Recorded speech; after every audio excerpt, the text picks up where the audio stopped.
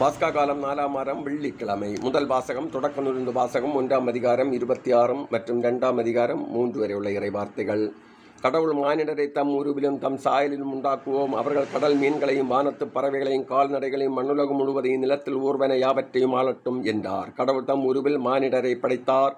கடவுளின் உருவிலேயே அவர்களை படைத்தார். ஆணும் பெண்ணுமாக அவர்களை படைத்தார். கடவுள் அவர்களுக்கு ஆசி வழங்கி பலுகி பெருகி மண்ணுலகை நிரப்புங்கள், அதை உங்கள் ஆற்றலுக்கு உட்படுத்துங்கள். கடல் மீன்கள் வானத்து பறவைகள் நிலத்தில் ஊர்ந்து உயிர் வாழ்வன அனைத்தையும் ஆளுங்கள் என்றார். அப்பொழுது கடவுள் மண்ணுலகெங்கும் உள்ள விதை தரும் செடிகள் பழமரங்கள் அனைத்தையும் உங்களுக்கு நான் கொடுத்துள்ளேன். இவை உங்களுக்கு உணவாகட்டும். எல்லா காட்டு விலங்குகள் வானத்து பறவைகள் நிலத்தில் ஊர்வன ஆகிய அனைத்து உயிரினங்களுக்கும் பசுமையான செடி அனைத்தையும் நான் உணவாக தந்துள்ளேன் என்றார். அது அவ்வாறே ஆயிற்று.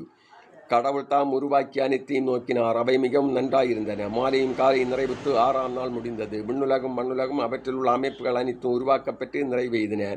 மேலும் கடவுள் தாம் செய்த வேலையை 7ஆம் நாளில் முடித்திருந்தார். அவர் தாம் செய்த வேலைகள் அனைத்தையும் நிறைவு பெறச் செய்து 7ஆம் நாளில் ஓய்ந்திருந்தார். கடவுள் 7ஆம் நாளுக்கு ஆசி வழங்கி அதை புனிதப்படுத்தினார். ஏனெனில் கடவுள் தாம் செய்த படைப்பு வேலைகள் அனைத்தையும் நிறைவு பெறச் செய்து அந்நாளில் தான் ஓய்ந்திருந்தார்.